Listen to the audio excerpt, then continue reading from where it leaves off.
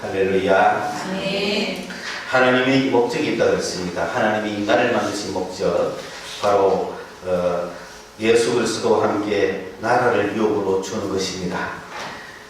그래서 인간을 만들었는데 그 인간은 바로 하나님의 형상대로 지음을 만드셨고 또 하나님의 형상을 입도록 창조하셨습니다.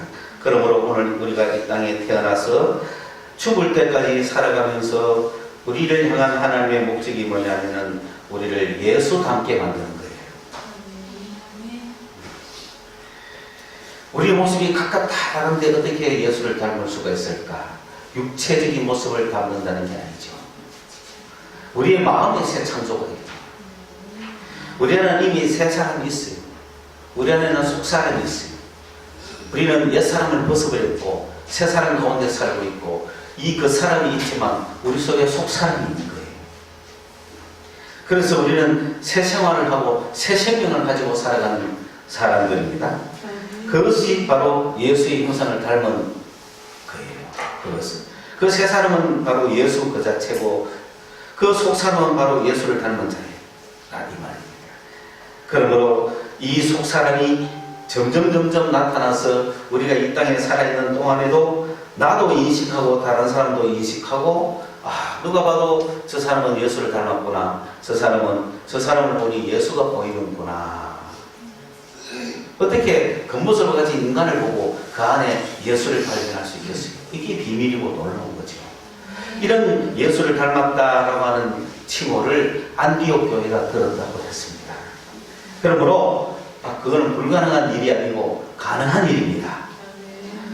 우리 성서소망교회를 볼 때 저 교회는 진짜 믿는 사람들이 모인 것 같아. 저 교회는 예수를 닮은 사람들 같아. 이게 하나님이 우리를 향한 목적입니다.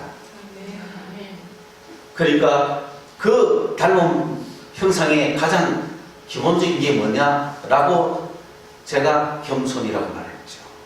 그 겸손의 공동체입니다. 겸손은 뭐냐면 내가 잘난 척 안 하는 게 아니고, 여러분 잘하는 사람도 있어요. 잘하는 사람도 있어요. 잘하는데 못하는 척 하라 하니 힘들잖아요. 우리는 크면서 겸손하라 이야기 들으니 내가 잘하는데도 내가 못하는 척 해야 되고 내가 잘하는 걸 잘한다고 하면 안 되는 줄 알았어요. 그런데 겸손이 그게 아니잖아요. 내가 할 수 없는 거 하나님이 하십시오. 그게 겸손이라는 거죠. 내가 할 수 있다 그러면 안 되는 거예요. 막상 해보니 당신의 일을 당신이 하셔야 되지 내가 못하겠더라는 거예요. 사랑하는 것은 당신의 일입니다. 그런데 그걸 내가 사랑해야지라고 해보니 못하겠더라는 거죠. 내가 사랑해야지 내가 할 수 있다고 하면 그게 교만이라는 거예요. 당신의 일은 내가 못하겠습니다. 당신의 일은 당신이 하셔야 됩니다. 그래서 당신이 해주십시오라고 기도하고 매달리고 이루어달라고 하는 그게 겸손이다. 그게 겸손한 마음이라고 했죠. 그래서 여러분, 하나님 내가 할 수 있습니다. 내가 당신의 일을 해드릴게요. 이러면 안 되고, 하나님 내가 죄 안 짓고 살아보려고 그랬는데 죄 줄 수밖에 없습니다. 그게 겸손이에요. 거기서 끝나면 죄인이지만은 내가 할 수 없는 이것을 당신이 해주십시오 하는 게 겸손이에요. 그래서 기도하는 거예요. 담배를 피우면서 주여 이 담배를 끊게 해주십시오 라고 하는 게 겸손인 거예요. 담배를 피우면서 내가 이걸 끊을 거야. 언젠간 끊을 거야. 언젠간 끊을 수 있어. 이건 뭐죠? 교만인 거예요. 그러니까 여러분, 이 이야기를 그대로 듣고 순종을 하시라고요. 그런데 진짜 담배를 안 끊고 싶은 사람은 그런 기도를 못 하는 거예요. 그 이야기를 듣고 하나님이 끊어줬으면 어떻게 해? 내가 좋아하는 담배를 끊게 하면 안 되잖아요. 그래서 정말로 내가 하고 싶은 일, 이루고 싶은 거를 내 힘으로 못하니까 당신이 해주십시오 라고 하는 그게 겸손인 겁니다. 하나님 나는 절대로 담배를 안 피우겠습니다 하는 사람보다는 그 사람이 더 겸손한 거죠. 절대로 안 피우겠습니다 라고 하는 사람은 언젠가 피울 수 있어요. 그러면 실패하는 거잖아요. 그래서 겸손으로 옷 입으라 그랬습니다. 그래서 그런 사람들로 충만한 공동체를 보면은 겸손의 공동체구나. 그래 말하는 거예요. 지지율도 못나서 그런 게 아니고 정말 하나님 앞에서 자기를 낮추고 하나님 나는 못합니다. 내가 할 수 있는 게 아닙니다. 나의 나된 것은 하나님의 은혜입니다 하고 그게 겸손이에요. 그 겸손의 상황으로 자꾸 가야 된다는 거예요. 우리가. 두 번째로 겸손이 내면적인 거였다면 사랑은 외면적이라는 거죠. 바깥으로 향할 때는 우리는 뭘 가져야 돼요? 사랑을 가져야 돼요. 그게 예수님의 모습이에요. 사랑을 가져야 돼요. 그럼 뭐가 사랑이냐? 뭐가 사랑이냐? 우리가 사랑의 모습을 가질 때 그냥 내가 인정을 베푸는 게 사랑이냐? 참아주는 게 사랑이고 뭐 당하는 게 사랑이냐? 아니면은 무조건 얼굴에 선한 모습을 띠고 막 일하는 것이 사랑이냐? 사랑하는 사람은 화도 못 내느냐? 화내는 사랑이 아니냐? 그 사랑이라는 개념을 우리는 딱 생각할 때 좀 바보같이 느낄 수도 있지 않습니까? 그러나 이웃을 사랑하는 모습, 사랑이 충만한 모습, 저 사람한테 사랑이 가득하다는 것은 바로 그것이 예수님의 형상이라는 거죠. 예수님은 사랑이 가득하신 분이에요. 사랑이 가득하신 분이 왜 무화과나무는 저주하고, 사랑이 가득하신 분이 왜 바리새인은 욕하고 독사의 자식들이라고 하시느냐, 이렇게 의심이 들죠. 그 사람은 뭘 이해 못한다? 사랑을 이해 못하는 거죠. 뭐가 사랑인지 모르는 거지. 야단을 막 치면 사랑이 아닌가요? 불의를 보고 참지 않는 것이 사랑이라고 그랬어요. 진리를 보고 기뻐하는 게 사랑이라고 했잖아요. 그런데 우리가 생각하는 사랑은 그저 뭐 좋은 게 좋다 내지는 뭘 그리멍덩하게 사는 걸 사랑이라고 생각하는지 모르는데, 그런 사람도 사랑이 충만하다고 절대 말하지 않습니다. 그러나 예수님은 사랑이 충만하신 분, 사랑 그 자체이신 분이잖아요. 근데 그분이 왜 무화과나무를 저주했어요? 이것 때문에 내가 예수를 믿을 수 없다고 하는 학자도 있어요. 어떻게 그럴 수가 있다는 거예요? 여러분 이해됩니까? 여러분 무화과나무가 귀중합니까? 인간이 귀중합니까? 인간을 살리는 게 낫습니까? 무화과나무를 살리는 게 낫습니까? 그렇죠? 근데도 수없는 사람들은 무화과나무와 인간이 동등이라고 말합니다. 요즘 사고방식이. 그거는 사랑이 아닙니다. 잘 생각하세요. 무화과나무를 아무리 목회를 해도 하나님의 형상 입지 못합니다. 착각하면 안 됩니다. 지금 시대가 다원주의 시대요, 포스트 모더니즘 시대라고 해서 가치관이 아무리 바뀐다고 해서 그거는 사람의 생각이 바뀐 거지 진리가 바뀌는 게 아니다. 아멘.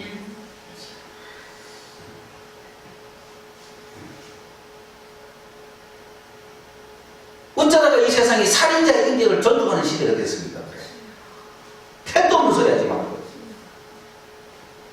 그게 인격이라고, 그게 인간이라고, 그게 인본주의라고, 그게 옳은 거라고 누가 이야기합니까? 여러분이 피해자가 되어보십시오. 그런 말이 나오는 거. 그런 것은 당연히 엄벌을 해야 되는 거예요. 응징을 해야 되는 거예요. 세상에 더 살 가치가 없는 거예요. 뭐가 인격이라고 살려줍니까? 택도 없는 소리 하지 마세요. 죽이지를 말아야겠죠. 왜 죽입니까? 말이 되는 얘기를 해야 되죠.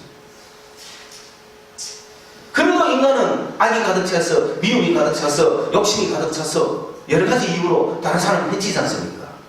그게 인간이기 때문에 법이 있는 거죠. 법으로 막을 수는 없죠. 그러나 징계를 내야 되는 거죠. 심판을 내야 되는 거예요. 그래야 하나님의 사람들은 똑바로 되고 멸망의 자들은 심판을 받아야 되잖아요. 잘못 생각하면 안 됩니다. 이유, 사랑을 잘못 생각하면 안 됩니다. 그게 사랑은 절대로 아닙니다. 물론 시대가 누명을 너무 많이 쓰고 오해를 너무 많이 받고 억울한 일이 너무 많았어. 다 살인자라고 해도 사실 그 사람이 살인 아니었을 수도 있고, 그는 만에 하나의 인격을 보호하기 위해서 사형제 폐지를 이야기한다든지 그래 하는 거지.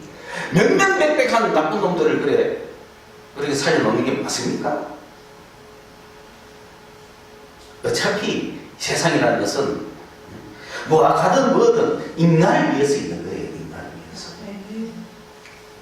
자, 그런데 이 사랑에 대해서 오늘 이야기를 할 때, 지난번에 사랑을 가지라고 이야기했을 때, 우리 그리스도인들이 가져야 될 사랑의 모습은 어떤 거냐 하면은,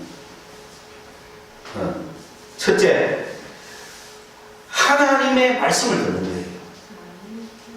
하나님의 말씀을 듣는 거. 하나님과 관계할 때 인간은 하나님의 형상을 닮아갈 수가 있는 겁니다. 하나님이 인간을 만드셨지만은 인간은 구약 성서에서 나오는 대로 그 첫 사람이 하나님과의 관계에서 실패했다고 선언합니다. 그러나 하나님은 포기하지 아니하시고 아브라함을 불러서 다시금 새로운 계약을 맺으시고 이 인간을 다시금 하나님의 형상을 입게 하겠다고 일을 계속하신 거예요. 그래서 나온 후손이 이스라엘이에요. 그 이스라엘 백성들에게 주시는 것이 전 세계 인류에게 주는 거예요. 왜 그거는 유대인들에게만 주는 거지라고 말하지 마세요. 그것은 제일 첫 모범으로 1번 타자로 불러서 유대인과 하는 것이 우리와 하는 거예요. 유대인과 하는 모든 계약이 전 세계 인류와 하는 계약이에요. 그래서 유대인과 하나님이, 이스라엘 백성과 하나님이 어떻게 해왔는가를 열심히 우리가 연구하고 살펴보는 거예요. 그래서 성경을 살펴보면은 그 이스라엘 역사 속에 아브라함을 부르시고 야곱이 이스라엘이라는 이름을 얻고 그의 12아들이 70명이 애굽에 내려가서 애굽에서 중다한 백성이 애굽 백성보다 더 많이 생겼다는 거예요. 그만큼 번성했는 그 하나님의 백성들을 출애굽을 시켜가지고 광야에 딱 데리고 왔습니다. 광야에서 하나님을 섬기라고. 이들에게 하나님을 경외하는 법을 가르치는 거예요. 하나님을 섬기는 법을 가르치고 하나님과 관계를 맺어가는 그런 축복된 인생을 가르치는 거예요. 여러분, 애굽에 있는 인생이 축복된 인생입니까? 광야에 나와서 하나님과 관계하는 인생이 축복된 인생입니까? 확실하죠? 여러분이 예수 믿기 전에는 애굽 속에 살고 있는 거예요. 거기서는 뭐 종으로 살든 뭐로 살든 먹고 살 수는 있어요. 광야에 나오는 순간 굶어야 돼요. 광야에 나오는 순간 하나님이 주시지 않으면 먹을 수가 없어요. 그래도 광야가 좋습니까? 그게 그리스도인들이야. 여러분이 예수 믿는 순간 행복, 축복은 멀리 갔어요. 여러분이 교회에 나오는 순간 이 세상과는 이별이에요.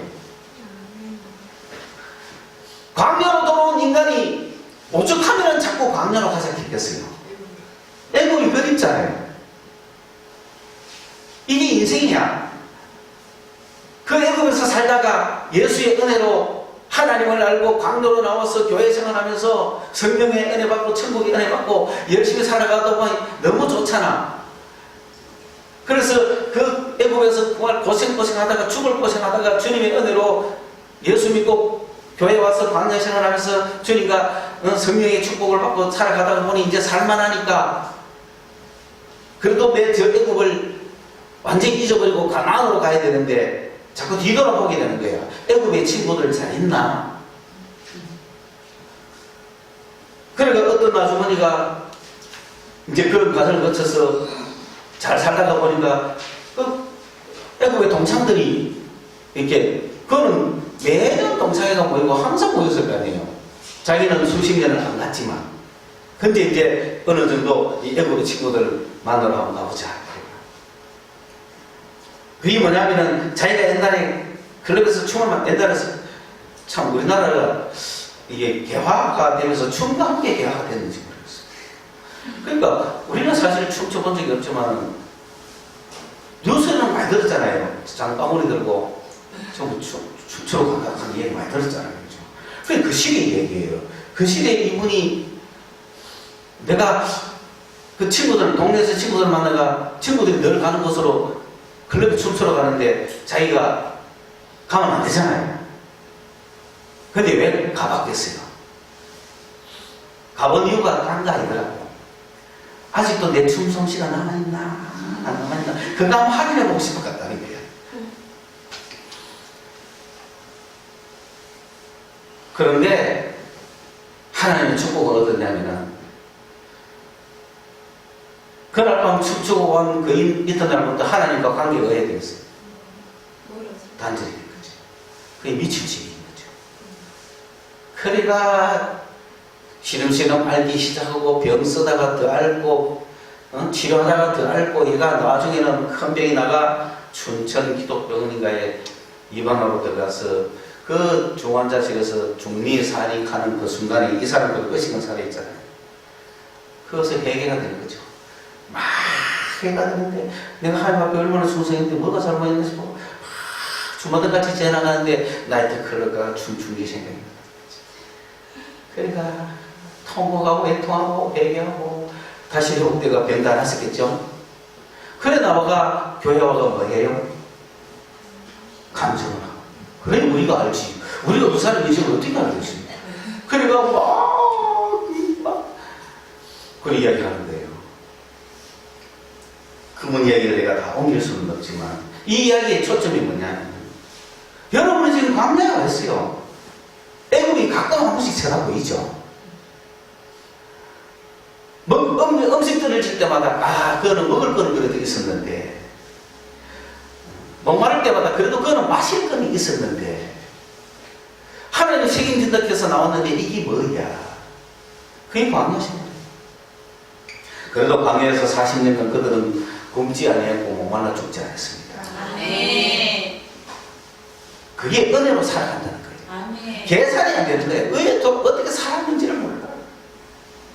그런데 그 광야의 백성들에게 하나님이 요구했던 것은 뭐냐면은 내가 너희들에게 풍성한 곡식을 줄게, 풍성한 물을 줄게, 풍성한 어떤 풍부함을 줄게가 아니고 내 명령을 주는 거예요. 내 말 지키라. 내 명령을 지켜라. 내가 하라는 대로 해라. 아멘. 그렇게 하면 내가 복을 줄게. 아멘. 땅에 복을 주겠다.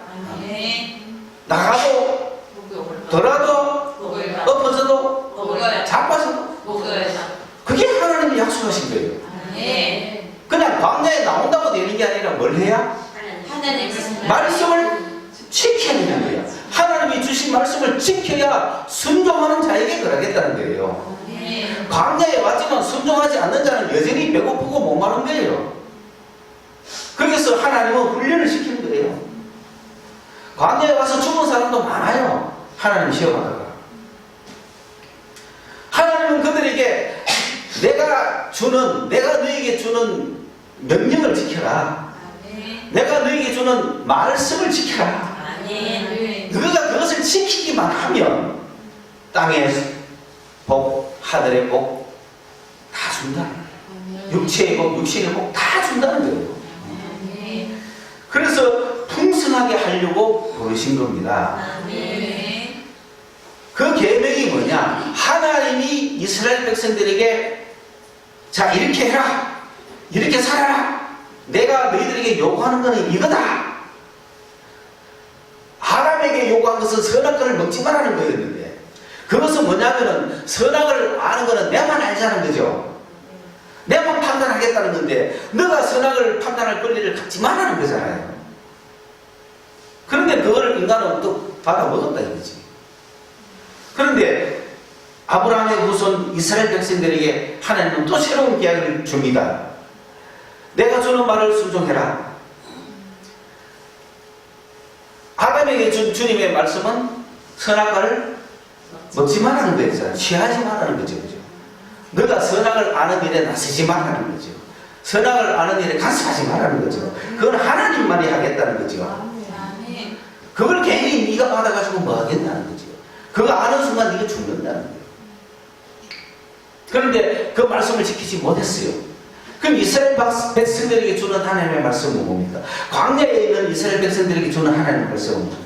그 말씀을 지키면 복을 받는데 그 하나님의 광야에서 이스라엘 백성들에게 주시는 하나님의 말씀을 토라라. 아멘. 그 토라를 지키면 복을 받는다. 토라를 안 지키면 저주를 받는다 그랬어요. 토라를 안 지키면 번전이 아니고 저주를 받는 거예요. 딱 나눠지는데 지키면 복 받고 안 지키면 벌 받는 거예요. 그게 광야에 사는 사람들의 운명입니다. 그래서 이 토라는 하나님이 우리에게 이렇게 하라고 가르쳐 주신 것, 그걸 토라라 그래요.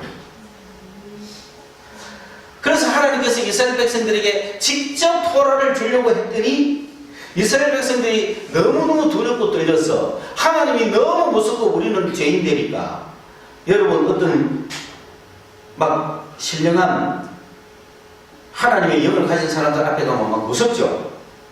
죄진 사람들도 무섭죠. 어젯밤에 뭐 했는지가 막 무섭죠. 그런데 하나님께서 시내산에 내려오시겠다는데 내려와서 직접 이스라엘 백성들에게 말하겠다는데 이스라엘 백성들이 너무 겁이 난 거예요. 두리고 떨리고 죽을 것 같았어요. 그래서 이스라엘 백성들이 하나님 우리한테 직접 말하게 하지 마시고 모세한테 말씀하세요. 그래서 모세가 올라간 거예요. 대표로. 모세는 그 불붙는 하나님의 시내산 정상에 올라간 거죠. 모세만 올라간 거예요. 그 모세가 바다와 내려와가 이스라엘 백성들이 이렇게 한 게 아니고 이스라엘 백성들이 우리가 하나님 직접 만나기 겁나니까 제발 모세를 통해서 우리 듣겠습니다. 그래서 하나님이 모세에게 준 것이 토라입니다. 이렇게 가르쳐라. 이렇게 살면 너희들이 복받는다. 이렇게 살면 너희들은 내 백성이다.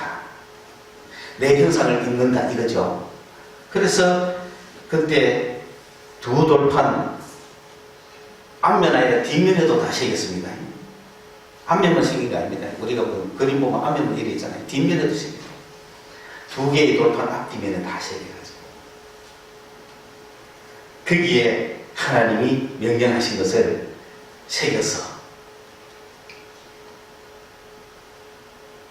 모세에게 줬죠. 그 모세가 토라를 받아와가지고 이 토라를 열심히 가르치는 게 광야에서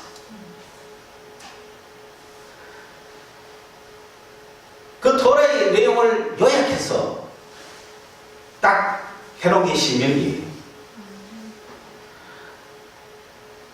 그 창세기부터 신명기까지는 하나님이 이스라엘 백성들을 어떻게 관계했고 모세를 어떻게 불러서 토라를 어떻게 줬는지까지 과정이 돼 있고 신명기는 그 토라가 다시 어떻게 우리에게 왔는지를 토라에 관한 설명을 하는 게 신명기입니다. 구약성서는 토라, 너비, 케투빔이라고 하는 율법서, 예언서, 성문서라고 하는 세 대의 뭉치가 있지만 그 중에 대표적으로 토라라고만 이야기하죠. 이 토라를 율법서라고 하는데 이것을 모세 오경이라고도 이야기합니다. 모세와 관련된 책이니까. 그런데 그 토라인 모세 오경 율법서, 그 율법서의 구체적인 것은 신명기가 토라라는 거죠. 이 전체 이름을 토라라고 붙인 이름이 토라를 언제 받았냐고 그 용어가 나오는 건 출애굽기 13장 9절에 제일 처음 나옵니다. 하나님께서 모세에게 토라를 주고 말씀을 주고 이거를 지키면 살고 복받는 그 비결을 주십니다. 토라는 살 수 있는 생명이죠. 복받을 수 있는 길인 거죠. 그리고 이 토라를 받은 모세가 이스라엘 백성들을 이끌고 성전도 만들고 제사 제도도 만들고 정결 제도도 만들고 이웃 사랑에 이웃을 어떻게 배상하는지 이웃을 어떻게 이렇게 법 사회법을 하는지 쭉 다 이야기하고 민수기에 가면은 이제 이스라엘 백성들의 12지파를 딱 조직해가지고 이렇게 섬기고 이렇게 움직이고 12달 이런 식으로 보내고 순서가 이렇다 쭉 이야기를 하면서 민수기에 가면은 또 토라 이야기하는 거예요. 그래서 주께서 이 토라를 너희들에게 주신 것은 바로 시내산 광야였고 오늘 여러분은 모압 광야에 있다 라고 민수기가 끝나요. 그러면은 신명기가 그걸 받아가지고 자 지금부터 모압 광야에서 지금부터 내 토라 모세가 이 토라를 지금부터 여러분에게 그 상세하게 밝히겠다 하면서 신명기에는 토라가 21번 이상 나오는 거예요. 용어가 출애굽기에 한 번, 민수기에 한 번 딱 나오는 토라가 신명기에 21번씩 나와요. 그게 모세오경책. 그러니까 토라는 신명기고 신명기는 토라고. 그 신명기에 나오는 토라의 내용을 딱 요약하면 첫째, 제1번이 뭐냐? 6장 가면은 들으라 이스라엘이라 그러잖아요. 이게 토라가 시작이 돼요. 토라는 가르치다는 것이에요. 교훈이라는 것이. 그러니까 교회가 맞죠. 가르칠 교자잖아요. 교회라는 이름을 우리 한문에 어떻게 잘 썼는지. 교회는 가르치는 것이에요. 하나님의 말씀을 가르치는 것이에요. 가르쳐서 하나님의 형상 만드는 것이에요. 기본이 되는 것이에요. 그래서 이 토라를 베풉니다. 가르침을 베풉니다. 들으라 이스라엘아. 제일 첫 번째 토라가 뭐냐? 첫 번째 가르침이 뭐냐? 하나님은 한 분이다. 다른 우상은 없다. 이거부터 시작합니다. 여러분, 하나님 외에 다른 신이 있습니까? 그런데 왜 정치로 갑니까? 그런데 왜 재미로도 운세를 봅니까? 그건 하나님이 미워하는 행위입니다. 그것을 돈 있으면 주님께 더 바치셔야 돼요. 그것을 돈 없어도 빌려가도 바쳐야 되지만은 장난 삼아 그 껌 한 통이라도 그 주지 마세요. 은혜 받기 전에는 괜찮아요. 은혜 받은 후에는 그러면 안 된다는 거예요. 그거는 성경이 가르쳐 주잖아요. 저도 대학 때까지는 가만히 가면은 그 앞에 돌리는 게 있어요. 그러면 동전여가 쭉 뽑아요. 그러면 쭉 종이 나오죠. 그럼 읽어봅니다. 재미삼아 많이 했죠. 은혜 받은 후에는 그러면 안 되는 거예요. 하나님이 싫어하시는 거예요. 왜? 나 외에는 신이 없다는 거예요. 유일하신 한 분이십니다.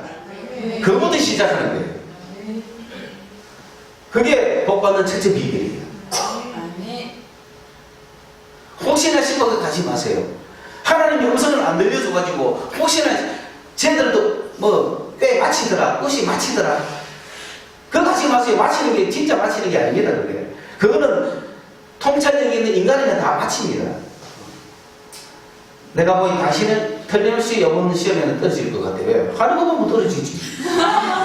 그걸 꼭 점쳐봐야 하나. 영적인 건 얼마든지 있죠. 그러나 영적인 게 다 진리가 아닙니다.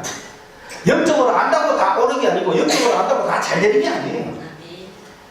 오늘 이 말씀을 듣는 우리 송환교회 하나님의 형상을 입기 위해서 업으로 부름받아 나서고 있는 7명, 15명, 21명, 30명 여러분들은 이 말씀을 오늘 가르침을 받았으니까 절대로 오늘 이 시간 이후부터 하나님의 어떤 것도 신으로 섬기면 안 됩니다. 아멘. 그래서 옆집에 있는 불교 다 버려야 돼요. 나치 문장에 있는 거 다 버려야 돼요. 그것이 나에게 세상적으로 관심을 갖게 하거나 하나님이 봤을 때 좀 싫어하다 싶으면은 하해탈도 버려야 돼요. 무너지지만은 나도 많이 걸어놔 봤어요. 근데 별로 좋지는 않더라고요. 그게 하나님을 향한 우리의 사랑입니다. 그렇게 사랑해야 되는 거예요. 마음을 다하고 뜻을 다하고 목숨을 다하고 살아야 돼요.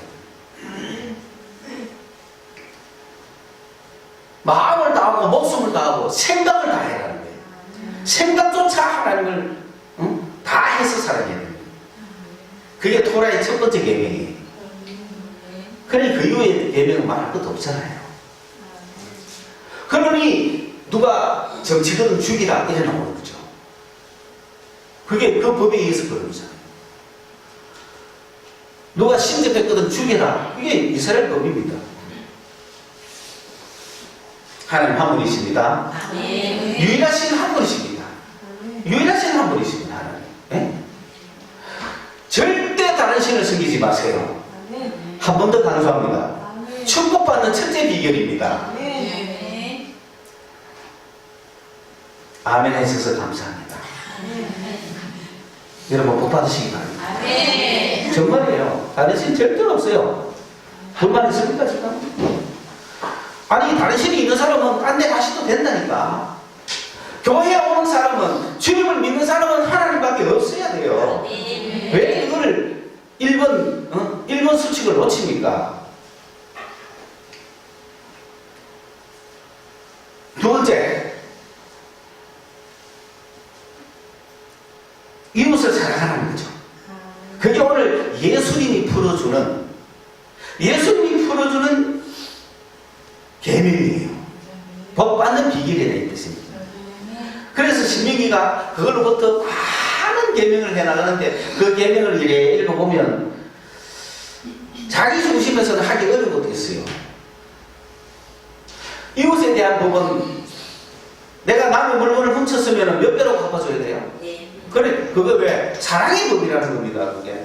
이웃을 사랑하기 때문에 하는 거잖아요. 상대가 때려가지고 내 눈을 상하게 했으면 어떻게 해야 돼요? 복수심에 불타가 죽이면 안 되잖아요. 그래서 눈 맞았으면 눈만 때리라. 한 번 당했으면 한 번만 때리라. 두 번 때리지 말고. 그게 이웃을 사랑하라고 주는 법이잖아요. 그 내용을 다 분석해보면 결국 이웃을 사랑하라는 얘기예요. 그런데 예수님은 더 심하게 이야기하죠. 오른밤을 때리면 왼밤을 때리라고?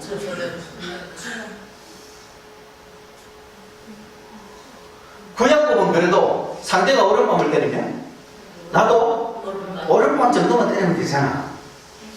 근데 신약은 오른밤을 때리면 왼밤도 돌리게 하니, 야, 신약은 어렵죠. 근데 구약도 어려워요, 안 어려워요? 어려워요. 왜? 옛날에 누구 그 재벌 청소 두 아들 낳았다고 가고 했던가? 안 조집니까? 안 죽이는 게 다행이지. 그게 세상 법이에요. 그런데 하나님 믿는 사람은 그러지 마라. 심지어 이웃에게 이방 사람들에게 돈 꾸줄 때는 이자를 받아도 되지만 형제한테 돈 꾸주면서 이자 받지 마라. 사랑하기 때문에 그런 거 아니에요. 근데 신약에 오면 그냥 줘라. 이게 너무 어려운 거예요. 우린 지금 사실은 차라리 구약식에 살 거예요. 그런데 그런 구약도 너무 어렵잖아요. 그런데 신명기 끝에 가면 이 토라를 지키면 너희들이 복을 받고 하는 복 이야기가 한참 나오면서 너는 복의 길에 설래 저주의 길에 설래 선택하라고 나와요. 얼마나 그것이 가시적이고 시각적이냐면은 그리심산에 설래 에발산에 설래하고 막 나옵니다. 왼편 오른편을 확 갈라버리는 거예요. 오늘날 네가 선택해라는 거예요. 토라를 지켜서 축복받을래? 안 지켜서 저주받을래? 그 토라가 뭐냐? 하나님 한 분 외에는 신이 없다. 아멘. 그리고 두 번째, 이웃에 대해서는 이웃을 사랑해라. 이것이 바로 토라의 전부다 라고 오늘 예수님이 이야기하죠. 그래서 이제 그런 토라에 대한 지식을 가지고, 그러면 구약 이스라엘 백성들은 토라를 실천해가 복받은 사람도 있겠죠. 토라를 실천 안 해가 저주받은 사람도 있겠죠. 이스라엘 백성들이 유대인들이죠. 유대인들은 오늘도 토라를 읽을까요? 안 읽을까요? 읽으면서 토라의 말씀들을 실천할까요? 안 할까요? 하는 사람들은 뭘 받을까요? 복을 받고 있어요, 지금도. 그게. 근데 영적 복은 못 받죠. 그들은 오늘도 태어나면서부터 어머니 무릎에서부터 토라를 덕복하는 겁니다. 하나님은 오직 한 분밖에 없다. 어떤 것도 신이 아니다는 거죠. 어떤 거에도 경계하지 않는 거죠. 어떤 것도 따라가지 않는 거죠. 그래서 유대인들이 우리나라 와가지고 정보고 이러면 좀 웃기잖아요. 그들은 이렇게 해야 돼. 니는 어떤 민족인데 너가 하나님 왜 다른 신을 섬기냐고 우리는 막 욕해도 돼. 그런데 유대인 중에 그런 사람 없을 거예요. 세상에 누구도 두렵지 않습니다. 그렇게 하면은, 그렇게 어떤 복을 받냐면은, 첫째, 육신의 복을 받아요. 육신의 건강, 이거는 무면 축복이죠. 먹는 자의 축복. 그죠? 소산이 있어야 먹을 거 아니에요. 그러니까, 막 땅에서 기름진 게 나는 거야. 여러분, 과일 먹어도 좋은 거 드세요. 낙과 이런 거 자꾸 찾지 마세요. 싸다고. 정과를 찾으세요. 정과를 찾아서 제대로 먹으세요. 그러면 몸 건강 굉장히 좋습니다. 그리스도는 그렇게 살아야 돼요. 그게 잘 먹어야 돼요. 소산이 좋아야 되잖아요. 그 다음에 이것만 좋아야 됩니까? 이게 여러분 모든 질병은 음식이 치료합니다. 약이라는 것은 화학제품이 아닙니다.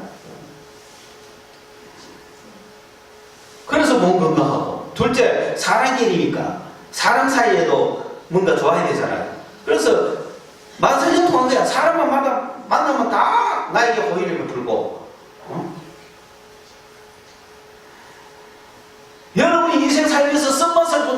빨리 예수를 믿으시네. 하나님이 어떻게 형통하게 해주는지를 봐야 되는 거예요. 사람 사이에 형통함이 있어야 되는 거예요. 어떤 사람은 가면 줄줄줄 되는데 어떤 사람은 가면 지질이 막혀. 그래서 토라를 지키는 자에게 하나님이 어떤 축복을 주시느냐 하면은 원수들이 한 길로 왔다가 7길로 도망간대. 그런데 토라를 지키지 않는 자는 내가 그에게 한 길로 갔다가 7길로 도망오게 된다는 거예요. 처음에는 뭐 하나 때문에 갔는데 7길로 쫓겨오는 거예요. 저주받는 자들. 그러니까 원수조차도 한 길로 갔다가 7길로 도망가니 얼마나 이 땅에서 만사 형통의 축복을 누립니까? 그런 축복을 하나님이 주신다는 거예요. 토라를 지키면. 그래서 이 토라가 또 예언서에서 어디 가장 많이 나오고 있어요? 시편은 토라로 시작합니다. 복 있는 사람은 악인의 길을 좇지 않죠. 죄인의 길에 서지 않죠. 오만한 자의 자리에 앉지 않죠. 오직 여호와의 토라를 즐거워. 그 토라를 주야로 묵상하고.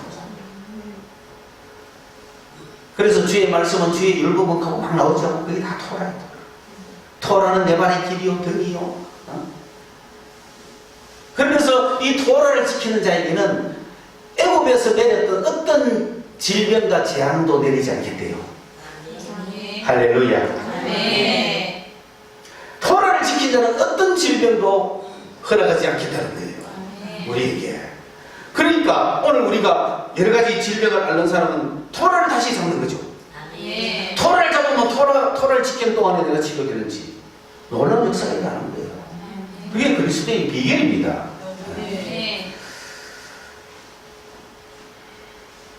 제가 우리 그 미국의 지역에 살 때 여기 안 박사라고 있습니다.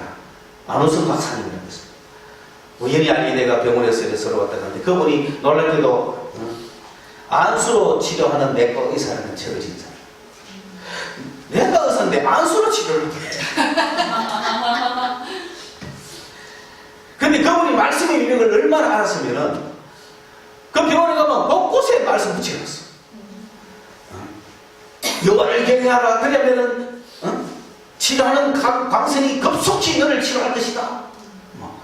여호와를 찬양하라, 감사하라. 그래야면은 너의 뭐 오장육부를 다 튼튼하게 하고 있어요. 여러분, 이 세포가 망가지기 시작하면 암이라는 게 그렇지 않습니까? 세포가 망가지기 시작하면 장기를 손상하기 위해서 사람을 죽이는 거잖아요. 그러면 장기가 튼튼하면 괜찮은 거죠. 오장육부가 튼튼하려면은 토라를 외치는 거죠. 말씀을 외치고 말씀을 낭송하는 거야. 이 토라의 위대성이 거기에 있습니다. 주의 말씀을 지키라. 그 토라의 모든 것을 요약, 종합, 정리해보니까 오늘 주님이 하신 말씀이 하나님을 사랑하고 이웃을 사랑해라.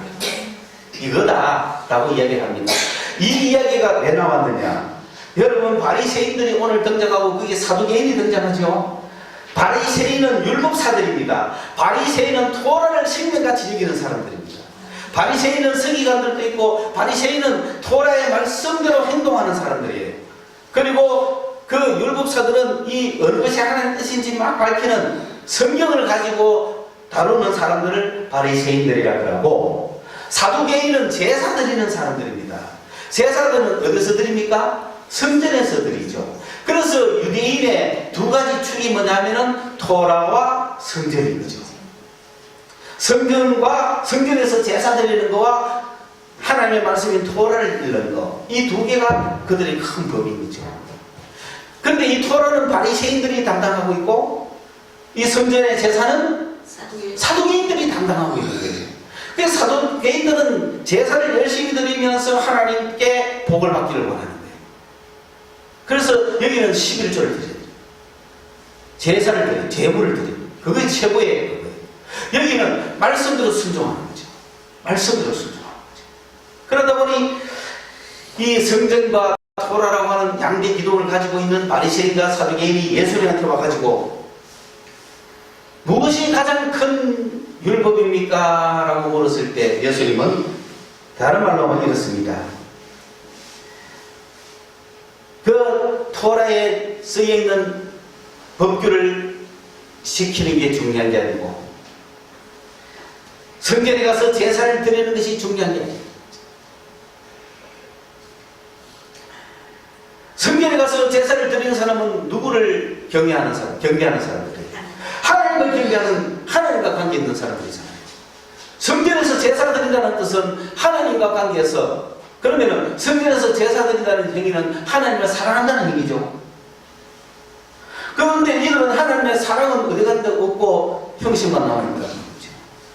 성전 뜰만 밟고 왔다 갔다 하는 사람들이 되버린 거죠. 그냥 하나님을 사랑하지 않는 거죠. 토라는 뭡니까? 율법은 뭡니까? 행해라는 거잖아요. 그러면 이 땅에 이웃을 향한 삶이잖아요. 이들은 형식적으로만 행하는 거예요. 사랑을 가지고 행하는 게 아니에요. 강도 만난 사람을 그냥 내버려 두고 가는 율법이에요. 그건 말이 안 되잖아요. 그러니까 토라는 이웃 사랑을 어떻게 하는지, 성전은 하나님 사랑을 어떻게 하는지 보여주는 사두개인 바리새인들은 하나님 사랑과 이웃 사랑이 다 실패했죠. 그들 향하여 예수님은 하나님을 사랑하고 이웃을 내 몸과 같이 사랑하라.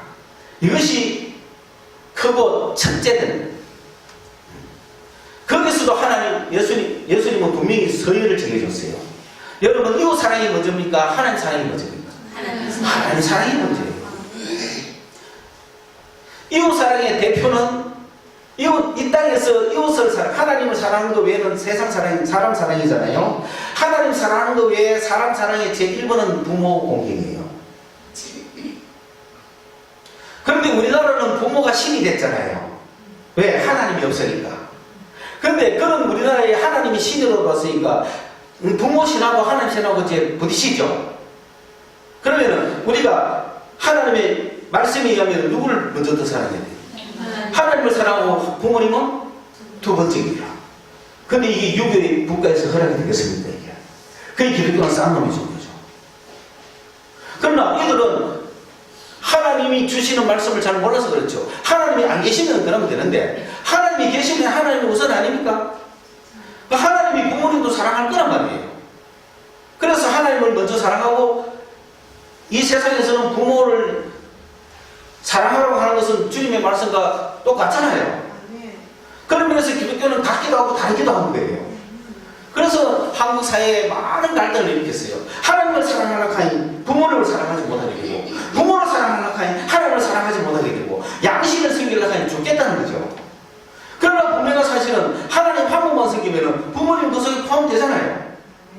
하나님을 사랑하면 바로 부모 사랑하라고 이야기하는데, 그게 왜 갈등이 돼야 돼요? 그런데도 이게 갈등이 되는 거예요. 왜? 신으로 못 섬기니까. 하나님이 없을 때는 부모님이 신이거든요. 우리나라에서는. 그런데 하나님이 오셨잖아요. 그러니까 하나님을 우리가 아버지로 모시는 거죠.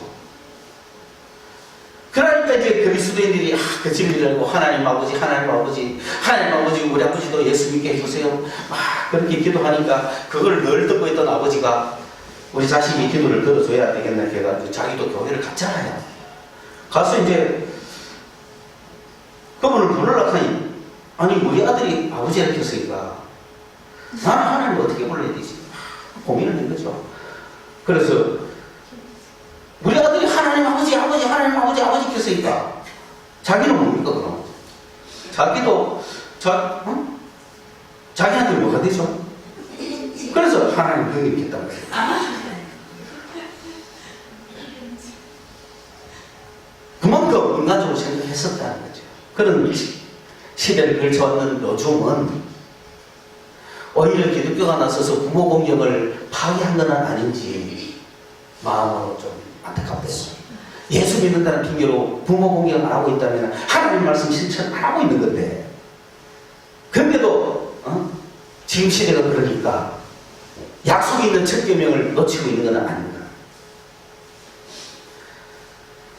어떻게 살아갈 것인가는 거예요. 어떻게 사랑할 것인가.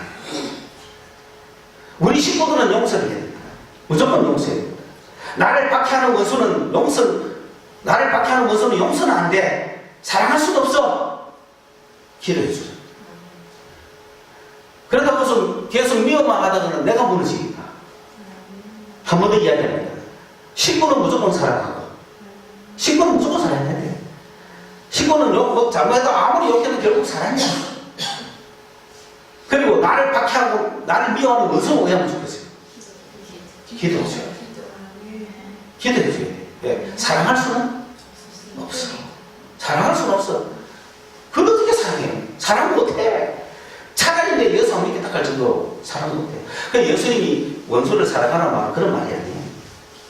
원수를 위해서 기도해주라는 얘기예요. 그게 사랑이야. 좋아하는 말은 더듬은 아니야. 식구끼리도 좋아하는 사람 안 하는 사람이 있는데.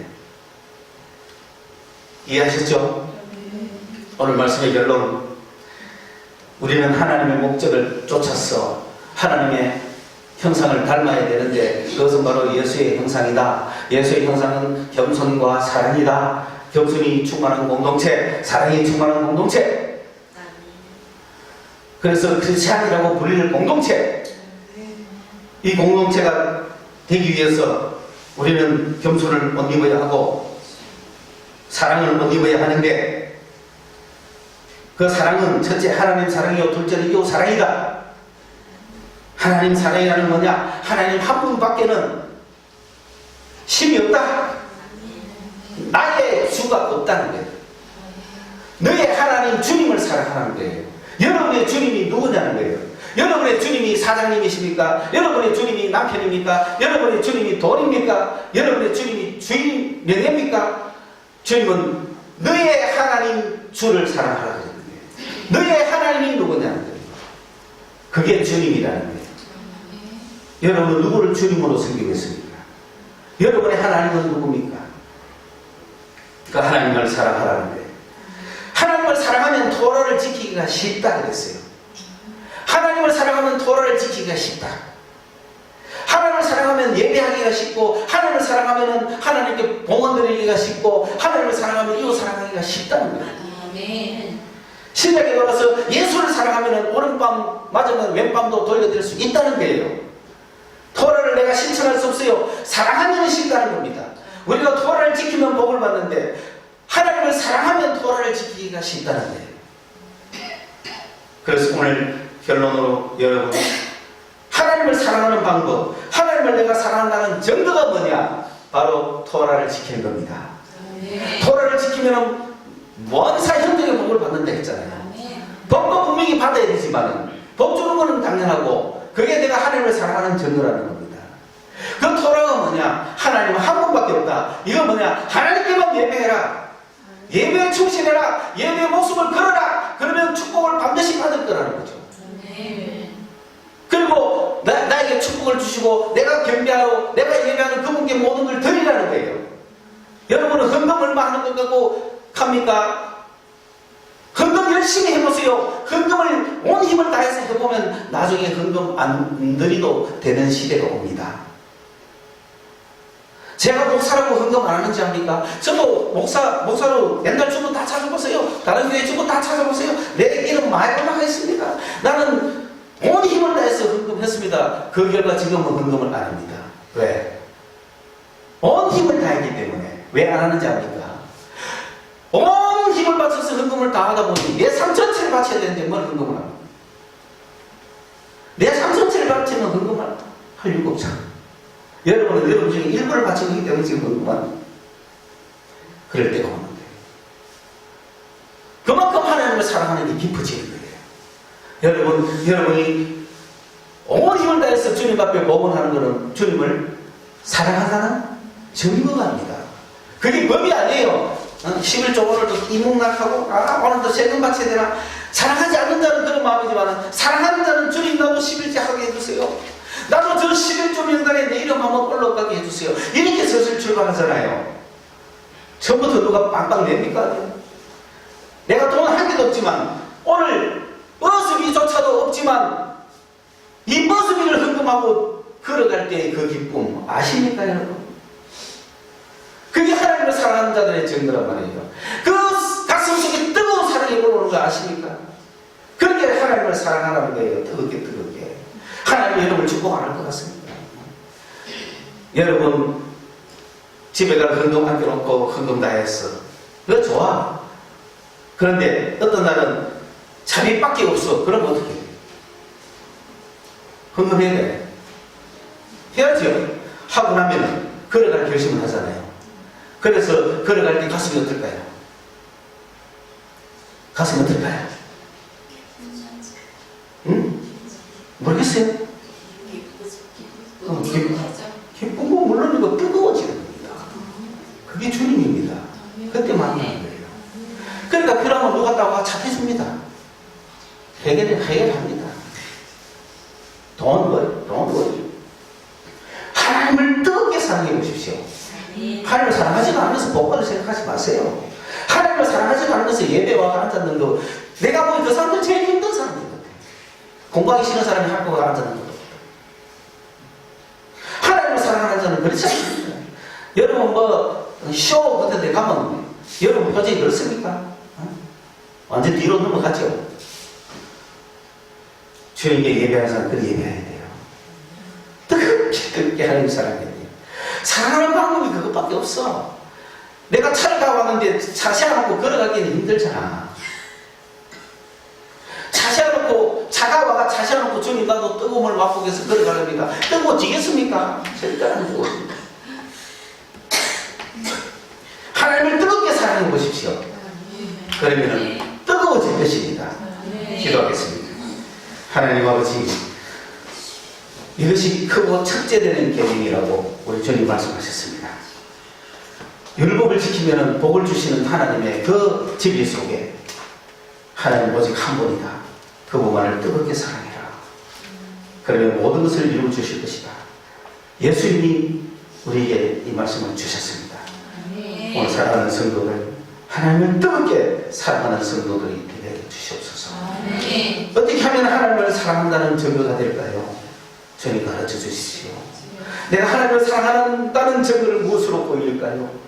주여, 오직 하나님만을 섬기는 경배의 총력을 기울이게 하시고 모든 걸 주님께 드릴 수 있는 사랑의 뜨거운 마음을 주시옵소서. 예수님의 이름으로 기도드립니다.